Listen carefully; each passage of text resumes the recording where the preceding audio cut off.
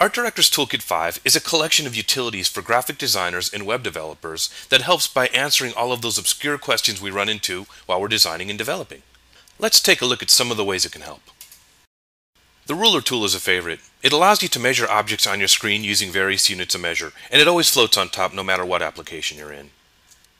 The ruler lends itself to several formats. You can have a compound ruler anchored at the top left, bottom left, or you can simply choose to measure horizontal or vertical areas.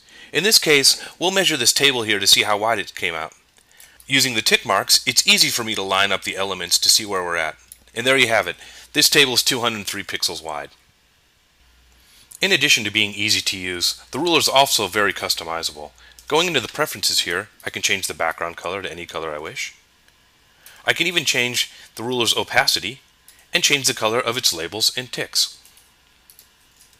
The number utility handles all of your calculations and conversions, whether you're dealing with fractions and decimals, handling some unit conversion, or you're needing to look up some standard page sizes.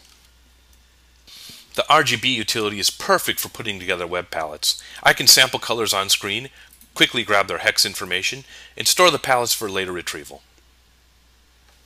The blend utility is perfect for seeing how two colors will interact with each other. Let's take a couple of Pantone colors and play around with them using either mix, multiply, or screen.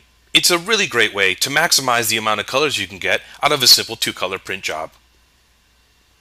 The swatch utility is another favorite. It provides all kinds of useful information using your favorite swatch libraries, such as Pantone Solid Coded, Solid Uncoded, Pantone Go Coded, Go Uncoded, WebSafe colors, and HTML colors. The swatch utility is also able to organize swatches and find the closest one to a color I have in mind.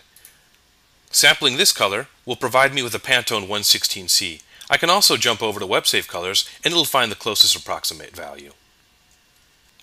The symbol utility is priceless for when you're dealing with obscure characters or you're needing to find keyboard equivalents or HTML entity codes. Within the glyph mode, I can scroll this entire list and see every possible glyph that's contained within a particular font. Selecting one of its characters provides additional information, such as its Unicode value, its HTML entity code, its keyboard equivalent, or I can copy this glyph as an outlined PDF that can be pasted in any graphics application. Changing fonts is a snap with the Toolkit's font menu system. I can place my mouse over the control and use its scroll wheel to quickly jump through fonts, use up and down arrows, or use type ahead. In addition, I can use the info panel to get font information, such as the location of a screen font. Clicking the button reveals it in the Finder. The text utility provides a perfect solution for finding the proper point size to use of a particular font so that a piece of text can fulfill a certain height requirement. As an example, we have a 1/4 inch high guide here, and we have a 12-point Helvetica font. It's obviously too short, so we're going to use the arrow key to jump up through the height sizes until we find the right point size. 25 points does it.